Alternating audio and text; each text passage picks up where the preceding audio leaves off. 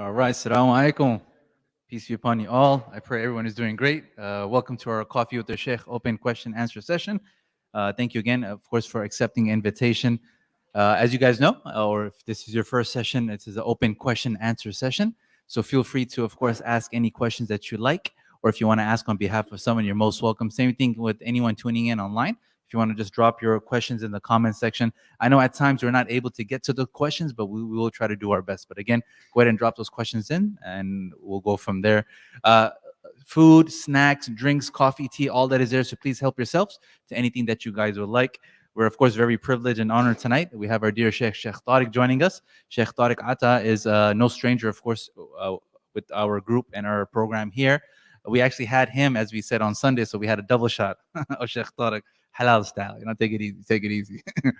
Sheikh Tariq was here on Sunday, and then, of course, back here today for Coffee with a Sheikh. Sheikh Tariq is the religious director, the Imam at OCIF, which is in Mission Viejo. He's also, of course, a seminary instructor at IOK, Institute of Knowledge, along with being on the board of the Shura Council of Southern California. And of course, the list goes on and on with our dear Sheikh. May Allah bless you and reward you. He's, of course, been in the trenches with us here in our program, which we really appreciate, helping us navigate this journey. So please help me, brothers and sisters, in terms of the questions. What we want to do is make sure we ask questions. I know in the beginning it's kind of like we're waiting for the first person to ask questions, but fire away, because what happens is we kind of wait till the tail end, and then we're scrambling to get all our questions in. So if you have any questions, feel free to ask them before rather than later. Shh, real quick, inshallah. But Sheikh Tariq, thank you so much for making the long drive over here from the South County over here. May Allah reward you and bless you. Thank you for sacrificing your Friday to be here with us. And it's always an honor and a privilege. We'll start off with a short reminder, and we'll get right over to the questions. Floor is all yours. Thank you. Bismillah, alhamdulillah, wa salatu wa salam ala rasulillah. Assalamu alaikum, everyone. So you may have heard this question asked. Now, for the question, the thought on a lot of Muslims' minds is it time for Muslims to leave the West? Have you heard this? No? No, this is kind of like the, I guess it's the Middle Easterner, but yeah, see, the Arabs also saying.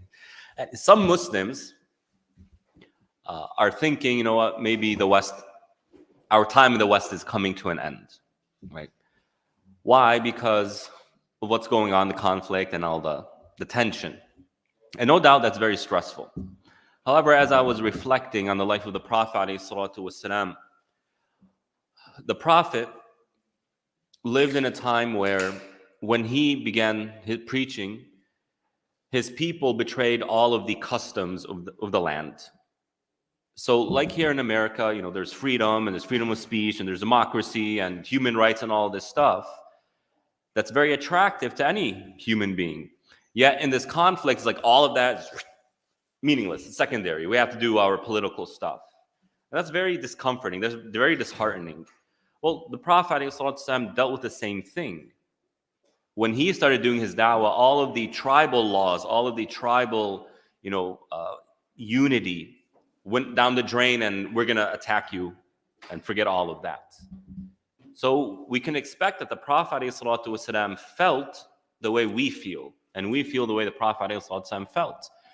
And the Quran comes and tells the Prophet something very important to us today, and that is be patient for the decree of God.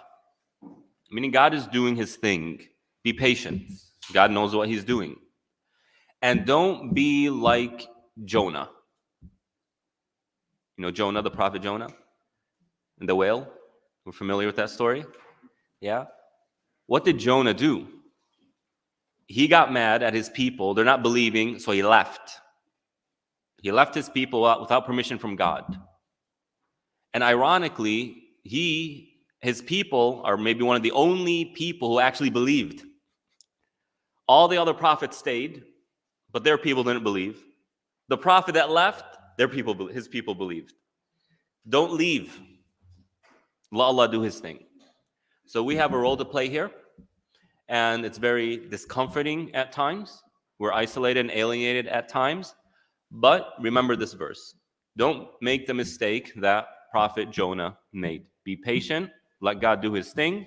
You just play your role in the meantime. So I hope that is of benefit to you all. And with that, the floor is open to you.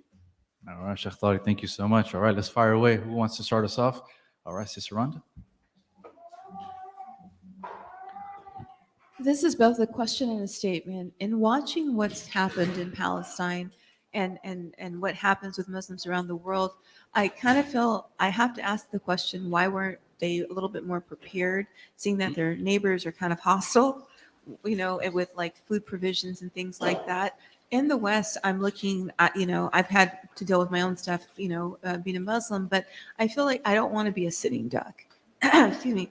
And I think that it's important, especially for women, because we wear, our religion outwardly, that, we do like gun training and martial arts and things like that, just, not just to build confidence, but just to prepare, just in case something does happen. What are your thoughts on something like that? I mean, definitely, right? I think Muslims need to, as any company, as any people, as any individual, right? Every now and then we need to sit and revise. Like, are we on par with what's going on? Are we accurately anticipating the challenges to come, right? Most Muslims, not most, Muslims in the West are very reactionary, right? We wait for something to happen, then we deal with it. Well, why can't we sit back, get some of our intelligent people who see where things are going, and anticipate, like what's going to happen over the next 5 years? Let's start to prepare from now. So things like training ourselves for self-defense, right? That's definitely one thing that we should encourage one another to do. Another thing is to break the discomfort with actually sitting with people who don't have our same convictions and doing things that might not be the funnest. What do I mean by this? Right? Like, how does politics work? How does it work? It works a certain way here in America. People who are elected, there are groups that have an amount of leverage over them, from the president all the way down to a local city official, right? They need funding. Well, who funds them? Well, what you find is that you have these groups, like you'll have women's groups for whatever, women's, domestic violence. They're a group, but they have funding, and they'll sit with candidates and they'll pay them, right? They'll give them donations. Well, where are the Muslims in these groups? What happens when a Muslim has a lot of say in those groups? Who gets the funding, who doesn't get the funding? But we Muslims are like, I don't want to do that, right? You do, but I'm saying Muslims overall, especially those who come from Middle Eastern and South Asian descent. It's like, yeah, that's not the thing I do.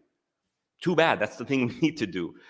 So I see where you're coming from, and definitely this is something I've been thinking about a lot. Yeah, What is our because, strategy? As far as like an ambulance, I look at the things that the provisions that they didn't have. They didn't have IVs, they didn't have medications, they didn't have bandages. They were expecting to be saved, and they didn't expect the world, like the UN and the World Health Organization, to turn a blind eye. And it's just really been upsetting to me that we need to prep as a community. And since women are like the forefront, and it was 70% women and children. Yeah. So I think for women in here, and that's at every masjid, and for the children, we need to follow Israel's lead in training our youth and training our women for combat. I mean, I want to go to that extreme. We don't need to get to combat, right? Well, I'm just self-defense. Self-defense is a different story, right? But Muslims are on the right track, but we need to up the game by having a plan. We just react to things. That's it. Something comes, we react. Something comes, we react. And we're very predictable. The way Muslims react are very predictable. So that's a longer discussion, but yeah, I do agree that we need to have a long conversation, the leaders of the Muslim community, and say, okay, what are we doing exactly? What's our strategy? Where do we need to go? Where do we need to put our money? Most Muslims will come to we're building a masjid over here, 10 minutes away from the next masjid. I mean, do we really need a $5 million masjid there? Why don't we put $5 million on something else? It's just, yeah, let's build a masjid. And then there goes $5 million. Why? For convenience, because I don't want to drive 15 minutes. I just want to drive 5 minutes. So anyway, I can rant for a long time in this regard, but Thank you very much. you're welcome.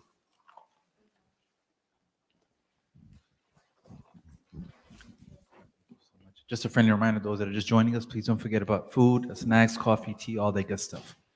All right, questions? A little quiet today, huh? All right. Assalamu alaikum. I have a Salam. couple small questions. For Umrah and Hajj, is it okay to take your minor children, like maybe they're 8 and 10, or should you leave them home? You could take them, yeah. Okay.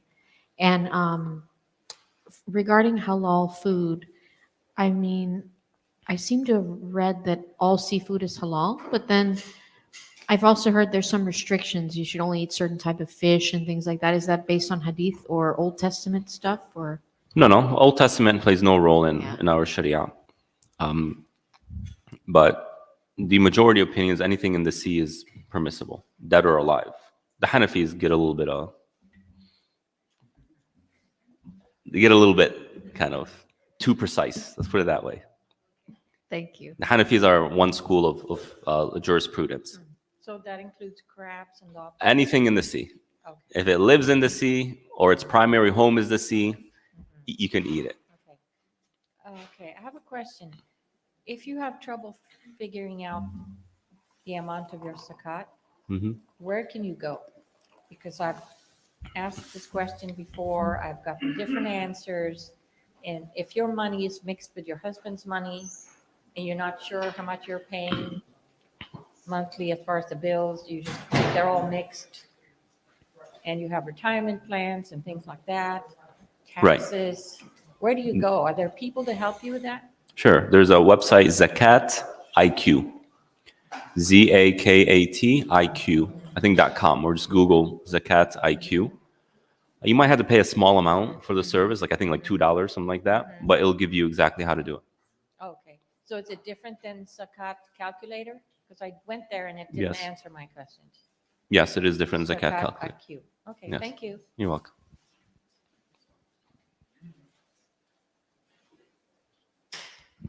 All right, Sis Yuki.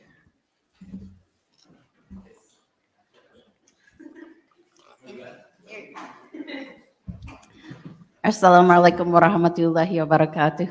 Walaikum salam. I have a question.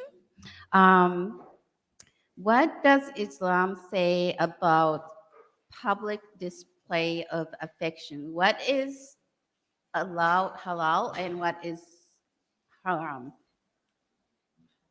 Like between the married couples, let's say. Right. A lot of that has to do with culture. So what is culturally allowed? So let's just say for our context, holding hands perfectly fine, hugging each other, maybe a kiss on the cheek, kiss on lips. I would say I would discourage that, and whatever's beyond that, I would discourage it. Like, touching certain parts of the body while walking in front of other people. Islamically, that's pretty inappropriate publicly. I mean, but anything from a kiss on the cheek or the head to less than that, I think is fine. Okay, thank you. You're welcome.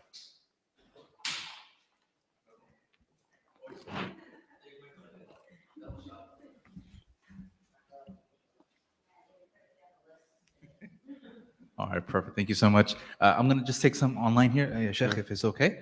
Our dear brother Miguel says, is it okay to pray with my Catholic family at a funeral? Because I love my family, but I reverted to Islam last year. Can you repeat the question? Yeah, the question is it okay to pray with my Catholic family at a funeral? Because I love my family, but I reverted to Islam last year. Participating in the acts of worship and rituals of another religion is strictly forbidden. Okay. Any way around it? Not around it, meaning like, so what should they do if there is some type of a service going on, like a funeral? You could be present, that's fine, but don't participate. Okay. And if it's like non religious based, meaning it's at a funeral, but it's just like a sermon or a speech, is that okay? That's fine. If they ask him to give a speech, that's perfectly fine. Being there is perfectly fine. Holding the casket, being at the wake, perfectly fine. Just don't participate in rituals or acts of worship. Okay, perfect. Um and then there's another question. I'm assuming this is the same thing. What does Islam say about PDA, public display of affection? But I think that was to Sister Yuki's question too. So I think we're okay with that. So excellent. Okay, perfect. Oh, sorry. One more. I'm sorry. Should you say MashaAllah when referring to yourself and Allahumma barik when referring to others? Or how do you go about that? So what's the right way of using MashaAllah and Allahumma barik? MashaAllah is used to is a reaction to something that impresses you or you find as nice. Right? Allahumma zid, what was it? The second one? Allahumma barik. Allahumma barik means may Allah bless. Right? So it's an invocation for somebody else. So may Allah bless that for you. May Allah, you see somebody has a new car. MashaAllah, what a beautiful car. I'm amazed by it. MashaAllah. Allahumma barik. May Allah bless it for you. So hopefully that clarifies. Excellent. Thank you so much, Sheikh Tariq. You're All right, brothers, you want to put us on a scoreboard? Excellent. All right, my dear brother here.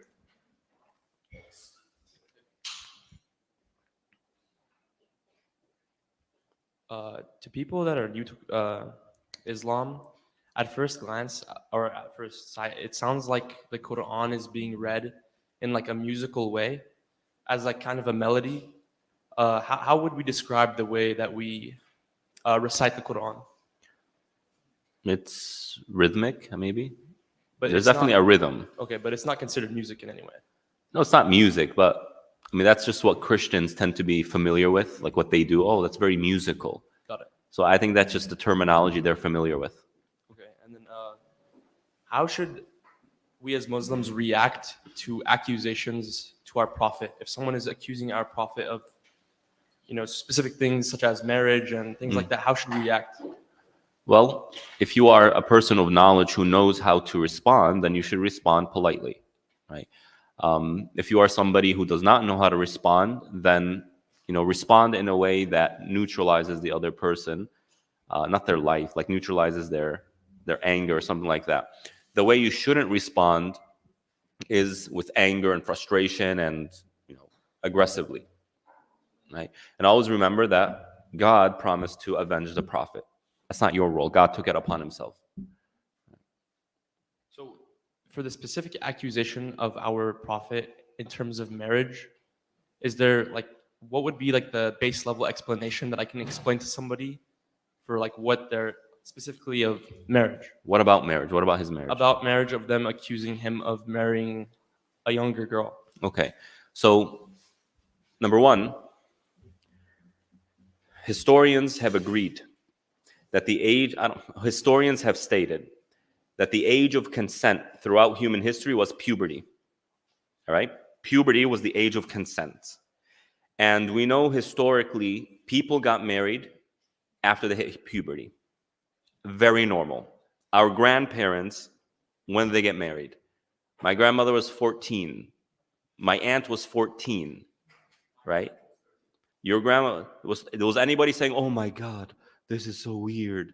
Absolutely not, right? Why? Because that was simply the culture. Things have changed now, fine. So we're not saying we should continue this, but who are we to demonize them for practicing that which was normal to them? So that's number one, which tells us that Aisha had hit the age of puberty, right? That's number one. Number two, in Islam, the scholars agree that a husband is not allowed to engage his wife in intimacy, right, if she is physically incapable of it, meaning she is harmed by it, she's hurt by it for whatever reason, regardless of age. So that tells us that Aisha's body was physically capable of undergoing that act. Okay, that's number two. Number three, was she actually exactly 9 years old when the marriage was consummated? Now, there's a hadith that is authentic where Aisha herself, right, she is narrating on herself. about herself. And she said that the contract was conducted when I was 6, and it was consummated when I was 9. Right? Now, I'm not sure how, different parts of the world are, but prior to the modern nation state system, people didn't know what year they were born. If you go to like elderly people and you ask them, what year were you born? They don't know. Why? Because there weren't birth certificates. People didn't keep track of this stuff. It's only recently. You'll find different countries, for example, Morocco, people who are older, they all have the same birth date. January 1st. January 1st. January 1st. January, and they estimate the year. Right? They don't know. So is it possible that Aisha wasn't exactly 9 years old? The answer is yes. She could have been 11, 12. It was very possible. She's an estimate. I think I was around 9 years old, right? But even if she was 9 years old, we have no problem with that because she was of age of puberty, age of consent, right? And number 2, her body was physically capable of doing it, right? And also remind them who Aisha is. She was a scholar. She was a mathematician. She was pretty skilled in medicine. People would go to her for advice. Now, if Aisha was coerced, she was abused, she was, a victim, what do victims do as soon as they're free from their oppressor? They run away, they narrate the stories, they call them out, they try and ruin that person's, right? Yet she always talks about her husband in the most loving way. So spare us your morality, right? Mashallah, your morality that you made up and imposed on the entire world. Always remember that the Declaration of Human Rights was written by who? White males, right? By France. They took it upon themselves to determine what is the rights of every single human being. So thanks, but no thanks. I'm not saying everything in it is wrong, but the idea is this morality, this particular morality is being enforced from a certain paradigm based on a certain reality. You can't take that and superimpose it on all of human history. And who was the first person to ever criticize the Prophet's marriage to Aisha? And when? Some British guy in the 1800s. So all this time, nobody said, hey, that's kind of weird, except now. So it tells you a lot of things. So we're very comfortable with this. Yeah, thank you for the response. You're welcome.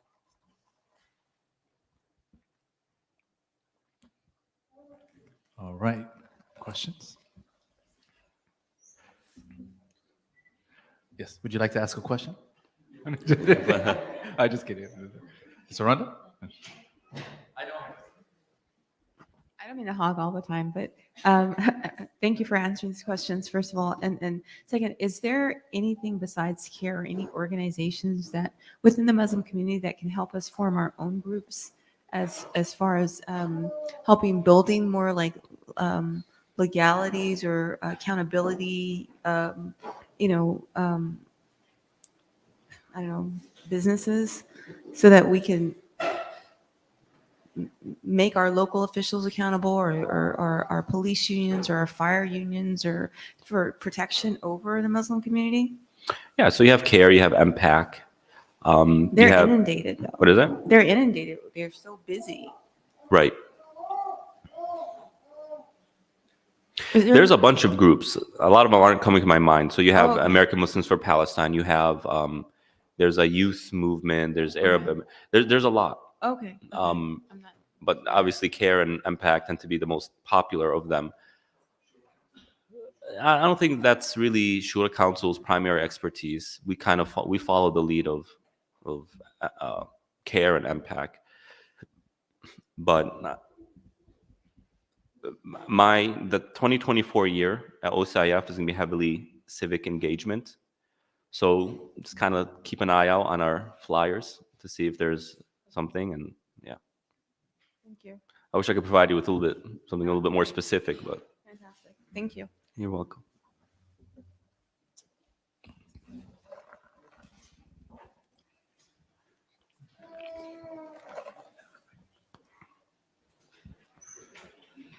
Assalamu alaikum. Salam. So it's kind of tacking onto that Mother Aisha question. Is the back in the day around that time with the area that it was it not common for women or girls at that age to be married, or isn't it like considered marriageable age around? So it's not like just the Mother Aisha, but did other women not get married around that age? People got married at puberty, immediately at puberty. Puberty to them was you're ready for marriage, right? This whole, we were 28, 29, 30 when we even start thinking about marriage. That's a very recent thing. The Western world prolongs adolescence. It prolongs it tremendously. You look at these 25-year-olds, they're like kids.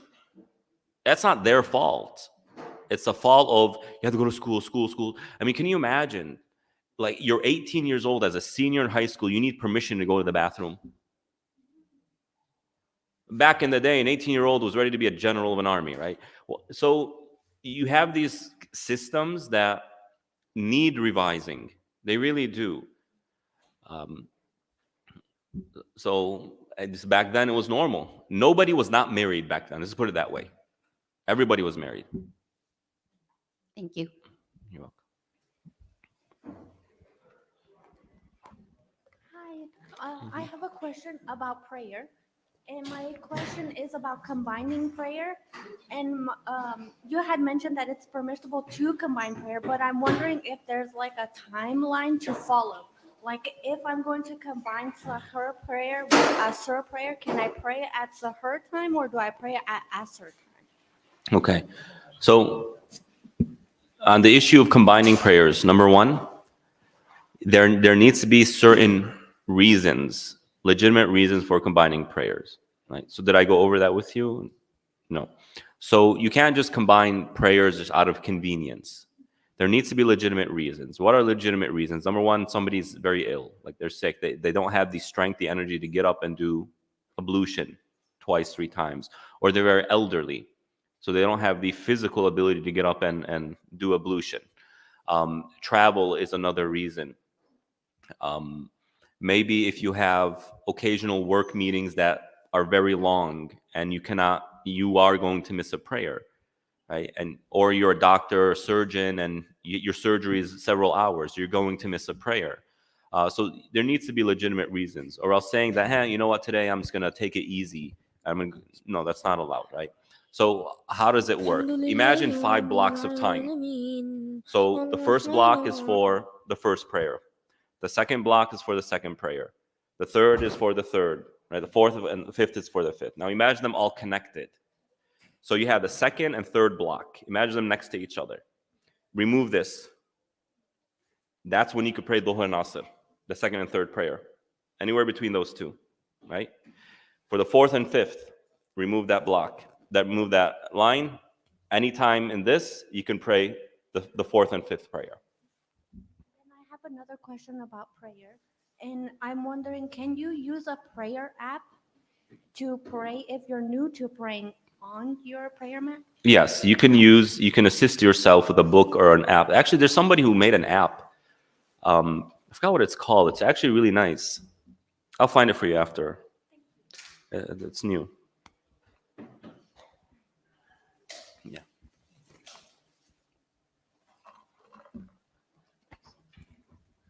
You know, I just want to point out that's of course our dear sister Cassie. Sister Cassie accepted Islam 1 week ago on Friday, and she's already asking about prayer, which is amazing. So thank you so much for asking that. Allah reward you. Right to you, Ahmed. One question before, and I'll come to you, Michael. Sheikh, there was another question earlier in the week about one of our new Muslim sisters. She got a job at a hospital. It's I believe it's a Catholic-run hospital, so there's a lot of like statues, altars, crosses all over the place, and she mentioned that there's no place to pray without actually seeing a cross or altar, etc. What should she do in that situation? You're allowed to pray in a room that has a cross or a statue. Just try and avoid facing it directly. So she said when she was trying to face in the Qibla, in the direction, if I'm not mistaken, the crosses were there. Sure. Let's say that the qibla is this way and the cross is right there. Just move here so that it's not directly in front of you, even if it's in your line of sight. Okay. A follow up to that is so at that hospital, I'm assuming maybe other places, they might have like I'm not sure what you call it exactly, but not a church, but a prayer hall within the hospital, right? A chapel. Thank you so much. Is that can she be excused and pray in there, even though there's Yes. crosses and altars and all kinds of You stuff can there? pray in churches, synagogues, other places of worship, yes. Excellent. Thank you so much, Sheikh Tariq. I saw O'Brien have a question. We'll go to Brian Ahmed and we'll come to Michael. Inshallah. Assalamu alaikum. Salam. So my question is coming about how to do prayer while in office. When doing my research, I found on the internet, and there's so much information in it, and I want to confirm that there's different kinds of wudu, where there's obligatory and sunnah wudu, where I read that the sunnah wudu is where you wash your hands 3 times, your face 3 times, your mouth 3 times, your nose 3 times, where obligatory will be that you go pass by it 1 time. I was wondering if you can clarify that for me. And when working in the office, how do you perform wudu? Because I feel uncomfortable. Sorry, I feel uncomfortable taking my socks off and washing my feet in the public sink of the office. Yeah. And wondering how to be able to do wudu and pray when I am in office. Sure. So in order for ablution to be valid, there is a minimum that needs to be done. What is that minimum? You need to wash your face once, each arm once, wipe your head once, and wash each feet once. That's the minimum in that order, right? Consecutively. If you do that, your ablution is valid, right? When you do it, each one 3 times, when you add the washing of the mouth and the nose, the wiping of the ears, etc., that's what's the sunnahs, right? The extra rewarded actions of ablution. Now, we want to do those, right? Don't say, oh yeah, let's go ahead and stick with the minimum. No, we want to do, because it's very simple. It doesn't take more time, but you get more reward. So we want to make sure we perform wudu to the best of our ability, doing all the sunnahs. But that's the minimum, okay? Now, what about, taking off your socks and putting your feet in the sink right? There's a very simple solution to this, and that is before leaving your home, make wudu, wear socks, right? Now, throughout the day, instead of taking your socks off and putting your feet in the sink, you simply wipe on your socks, right? So you wet your hands, and on top of your sock, you wipe like this. That's it. This way you don't look weird. Thank you.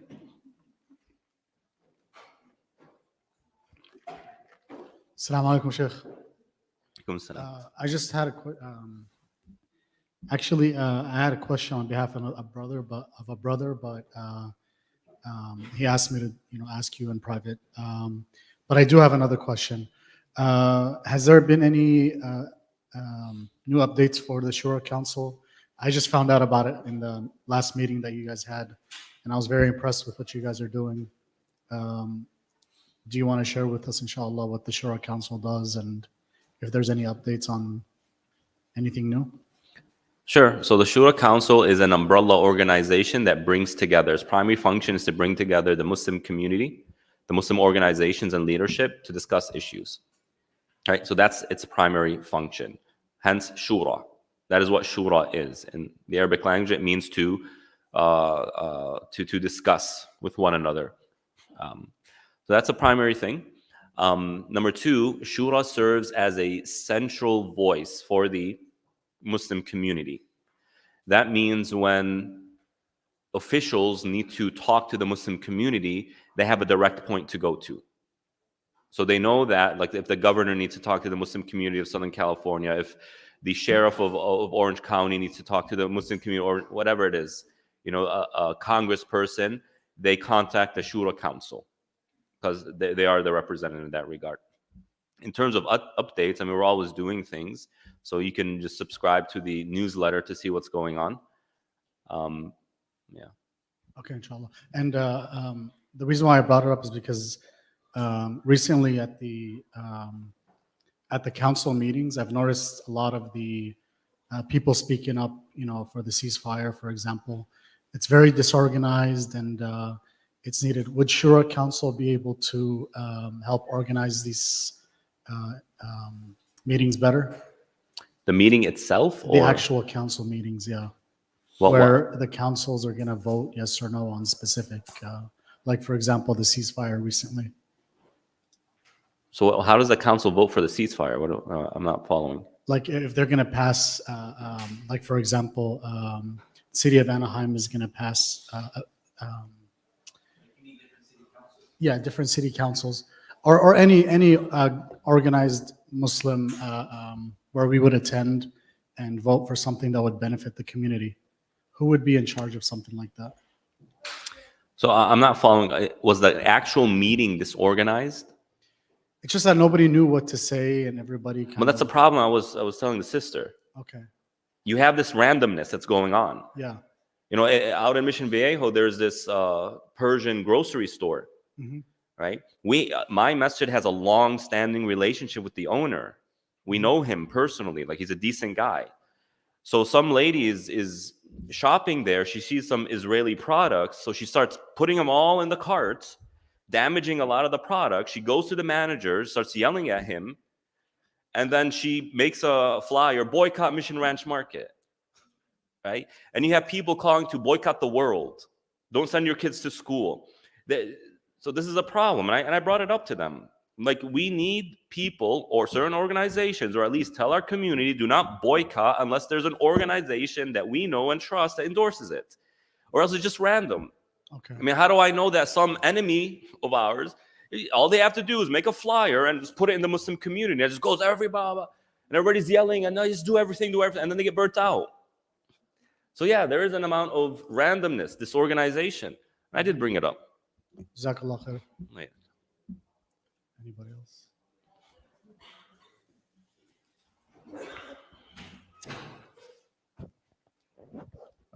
Michael, you had the next question.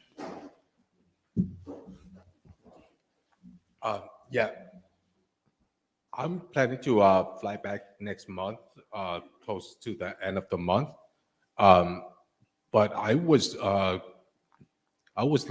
studying more history of Islam, and something popped up, something called Sufi, and I was planning to go to when I landed over there.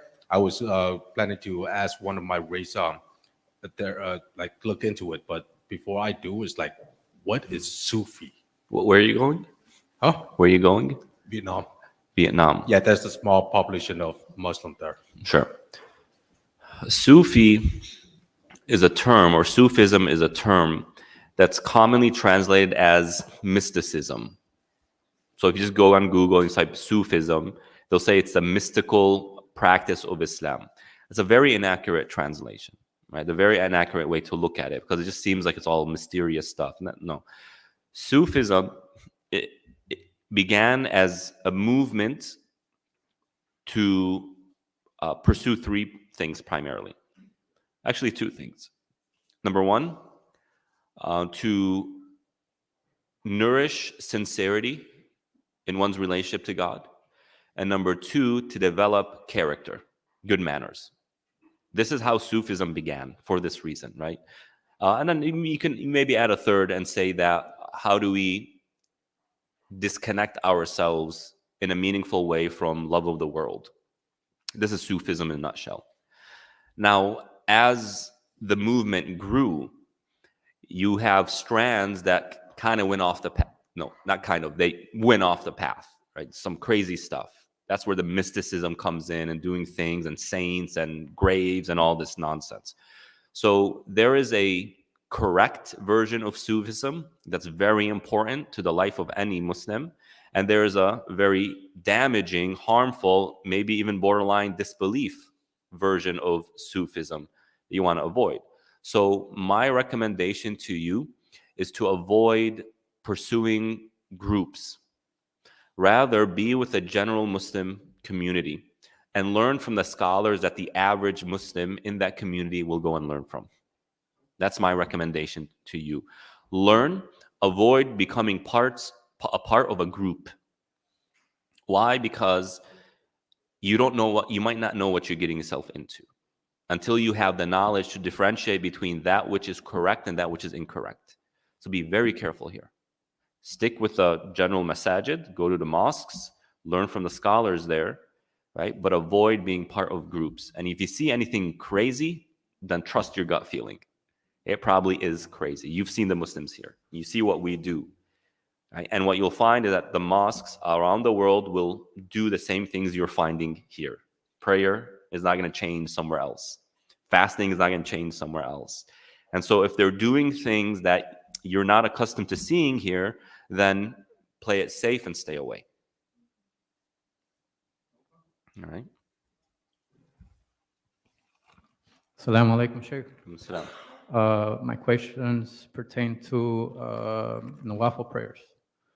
So I was hoping you could maybe clarify a little bit for me. So I read that it is acceptable for one to make nawafil prayers while sitting, even though one has the ability to stand. That's true. There's a hadith from the Prophet ﷺ who said that if you pray nawafil, by the way, means extra prayers. Aside from the sunnah that's recommended? Yeah, so you have the obligatory prayers, you have the sunnah prayers, right? And then you have the nawafil. Nawafil are just extra. Okay. Right? So the Prophet said you're allowed to pray sitting down, but you'll get half the reward. And that's just in the first rak'ah, or is it through each rak'ah? Entire prayer. Okay. And second question, there's a hadith that I read that says there exists no obligatory prayer without there being immediately preceding it 2 rak'ah. There's no what? There exists no obligatory prayer without there being immediately preceding it 2 rak'ah. Is there any? What I think the author means by that is it's always recommended to pray 2 sunnahs, 2 rak'ahs prior to the obligatory prayer. Okay. Right. Not that you must pray 2 before praying the obligatory prayer. Right. The wording is kind of strange. Yeah, it's misleading. That's what kind of throws me off, because it's grouped together with the it's talking about Salatul Isha. Mm-hmm. So for Maghrib and Isha, it says, there's a prayer between every adhan and iqama. Mm-hmm. So it says, Prophet, peace be upon him, said between every adhan and iqama there is a prayer. Between every adhan and iqama there is a so prayer. as I explained it to you. For whoever wishes to pray it. As I explained it to you. Okay. Right. So the way the author worded it is kind of a little bit misleading. It could have been better. That threw me off with the whole no obligatory prayer.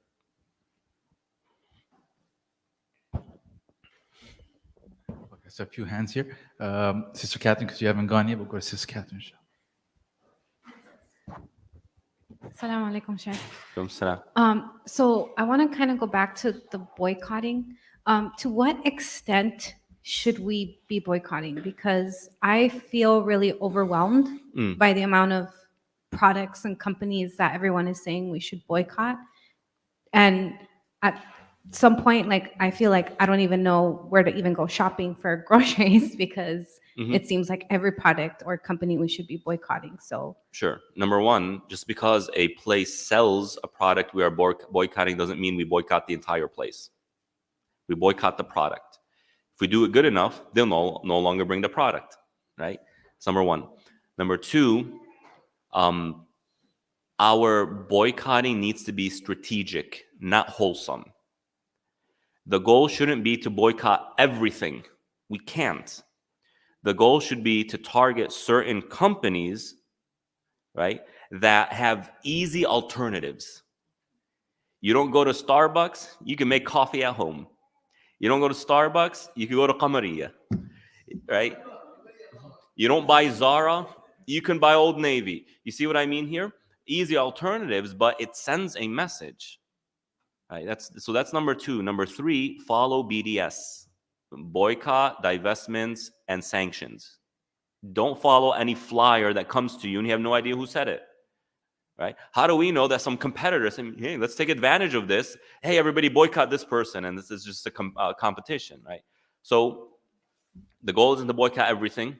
Boycott specific things. And if I can ask just one more question. So in the instance of when you have no idea if you're like supposed to, like if something is haram or halal, or like you don't know whether or not like you're doing something that is, I don't know, bid'ah, or you just don't know if what you're doing is correct, and you don't have access to the answer right away. Is it better just not to go forward with something or until you get the answer, or should you? Yeah. So the Prophet, peace be upon him, says there's that gray area, right? Meaning you don't know exactly if this is okay or not.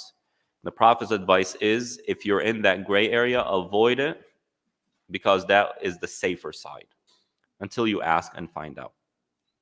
Thank you so much. You're welcome.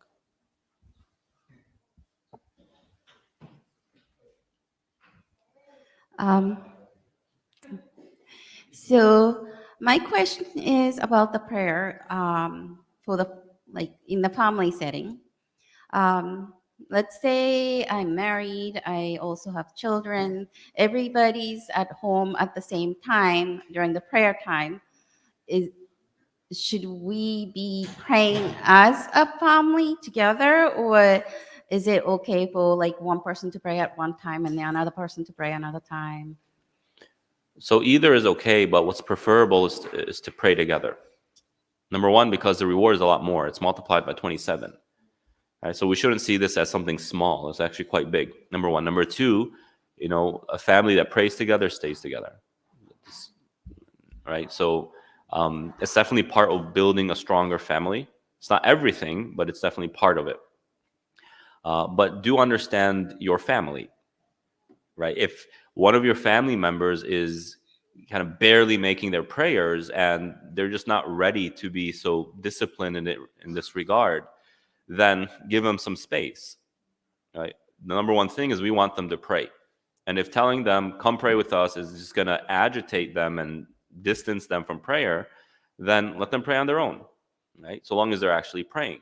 Some fathers or parents will come and say, it's prayer time. The kid is playing a game like with the team, and it's like, I can't leave now. No, prayer is number one, and you have to leave, and video games are not. It just distance the child from the prayer, right? Just, okay, son, I trust that you're going to pray. I'm not going to ask you. I trust you. Now the child feels a sense of responsibility. It's like, okay, I've been entrusted, I've been empowered. I don't want to break that.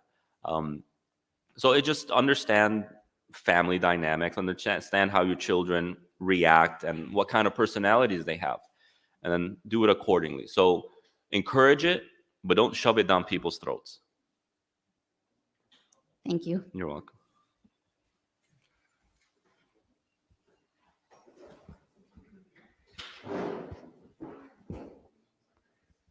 Assalamu alaikum.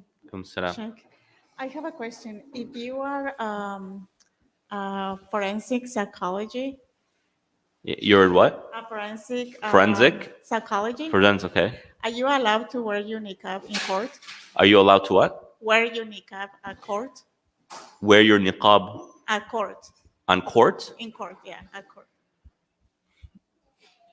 Now, obviously, the judge needs to know who you are. I'm sure there's some security that you need to go through in order to be verified that this is you, right? So they have every right to ask you to remove the niqab for a minute so that they verify that it's you. Now, I'm sure there are female employees who can do that, but let's just say that, I don't know what the laws are, so you need to look at civil rights, but let's just assume for a minute that the law is the judge needs to see your face throughout the trial, then I see that as very reasonable, right? The judge is a specific person, like a doctor, for example, right? It's not really games going on here. And the niqab, according to the Hanafis and the Malikis, it's not an obligation. So there's flexibility there, inshallah. Assalamu alaikum. Alaikum salam. Did someone say salam? Okay. Okay. I need to ask about the mu'dana. The mu'dana. Yeah. What about it? ليه ختمنا عشان يعرفوا بقى شنو. What is it? عشان بس قربي المايك قلبي. لماذا؟ لأنه ما لقيت إجابة ليها. المئذنة دي موجودة في راس الجامع. لماذا المآذن مش موجود بكل المساجد؟ لا هي موجودة لكن لماذا يعني؟ لماذا لا يستخدمونه؟ لأنه القانون لا يجيز رفع الصوت الأذان من المأذنة. نعم، لابد أن يكون داخل المبنى. هو بس للشكل المنظر. نعم.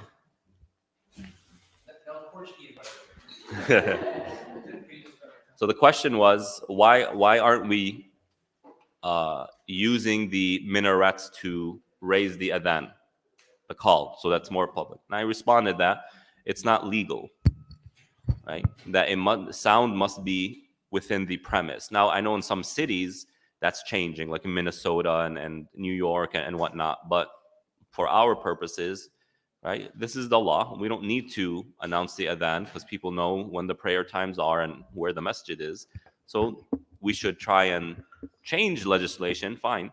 But in the meantime, there's nothing, we shouldn't be frustrated by our inability to, announce the adhan in a much louder voice or sound. Allahu Akbar, Allahu Perfect. Time for maybe Akbar. one question. Anybody here want to close? Oh, it's Sister Rana. Yeah, sorry. If you can close it up. Allahu Akbar, You have the Hanafis, Allahu Akbar. Malikis, أشهد أن لا إله إلا الله. Hanbali, Hanbali.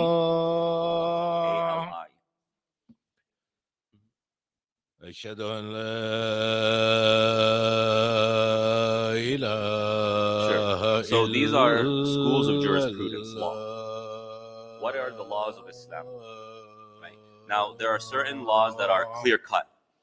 The Quran is very clear about it. There's no need to dispute or differ. But there's a lot of other laws that are not as explicit. Well, how do we determine what the ruling is? Well, you develop a methodology in coming to a conclusion. What is that methodology? Here's where the scholars differ. Right? And hence the four schools of fiqh.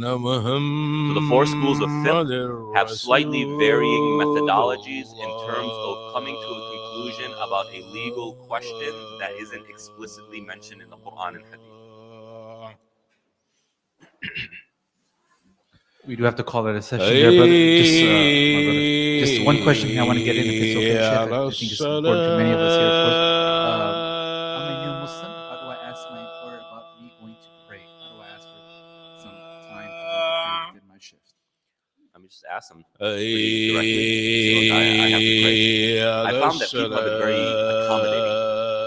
I've never had a problem personally. Right? Go and ask, hey, kid, I need a space to pray. Are you comfortable?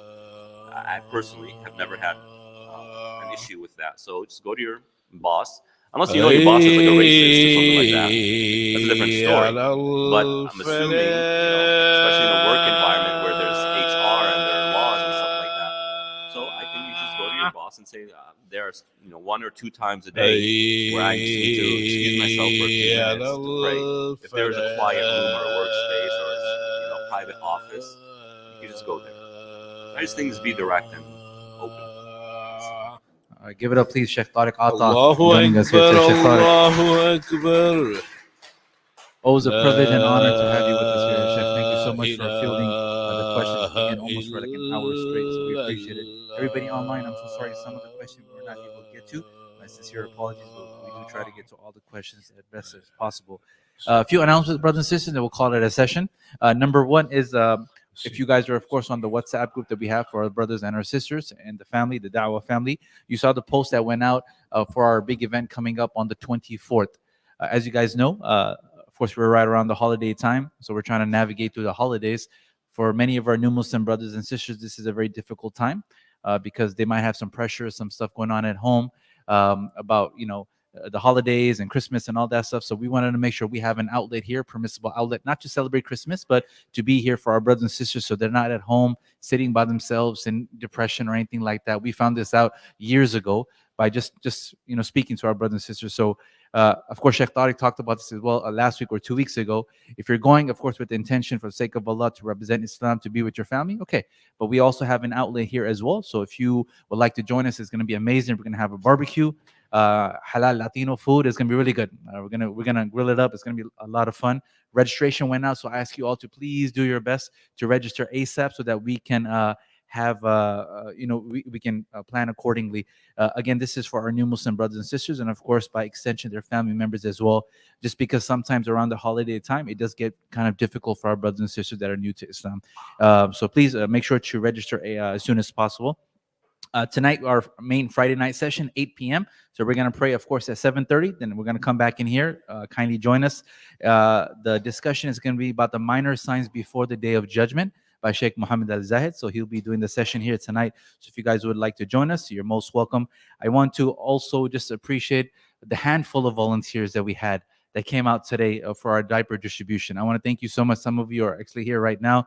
As you guys know, at least once out of the month, we have a free diaper distribution for anyone that needs it, Muslim or non-Muslim. For many of our events that we do, actually most non-Muslims are coming to get these services, which is amazing, meaning they trust the mosque and the community. So again, when these requests go out on those groups, please do your best to join us and help us out, because we need all the help we can get. So again, if you can volunteer some time, we would really appreciate it. And then by extension, the volunteers that always set up here week in and week out. Again, the tables, chairs, food packaged really nicely, all the good stuff. So please keep them in your du'as, your prayers as well, please. Lastly, of course, one of the last things, donation box is always here. So if you can help the Dawah New Muslim department out, you can contribute kindly there. That'll be great. And of course, some snacks and drinks here in the back if you want to take some. Coffee and tea is here as well, so you're most welcome. I want to highlight two people that are joining us here for the first time, which is amazing. First one is Joey. Joey, you want to just raise your hand for us? Get up, get up. Yeah. All right. Joey, actually, I had the honor. Joey, of course, is brought by his two bodyguards, a brother on the left and our brother on the right. May Allah bless you both. But they came for Jummah, the Friday sermon today, and they brought him up to our outreach table and said, this is his first time coming to the mosque. So then they knew about the class, and so they came here for the class. So not only was it first time for him to witness the Friday sermon, it's also his first time witnessing or being in this class as well. So please make sure to welcome our dear brother Joey, who's on the path to learn more about Islam. So welcome, Joey. Good to have you with us. And I want to also welcome Brian, my man Brian here. Brian, yeah. This is Brian's first time here in our class as well. He was brought by Brother Zaid, who's sitting next to him, who had to just, I think, excuse himself. Brian, you accepted, I think you said March, correct? Earlier this year in March, he reverted to Islam. So this is his first time here at IFC. So please make sure to give him a warm IFC welcome. Welcome to the family, Brian. Good to have you with us. And again, may Allah reward you and bless you all. As you guys see, the family is growing and growing and growing. Make sure to support one another. Make sure to welcome one another. If you see somebody new to the mosque, make sure to direct them, help them, ask them if they need anything. Give them a huge IFC welcome. And with that, we will call it a session. Again, Shaykh Tariq, always a pleasure and honor, my man, to have you with us. We'll pray 7:30. Yep, give it up. Get it for Shaykh Tariq. Allahu Akbar. I just need everyone's help in putting the tables away if it's okay. The chairs we keep, we just need to line them up. But the tables on the racks, we have a rack on the right side and the rack on the left side. But we can keep the chairs, please. And then 7:30, we'll see everybody in the prayer hall. Thank you all very much. May Allah reward you all. Assalamu alaikum.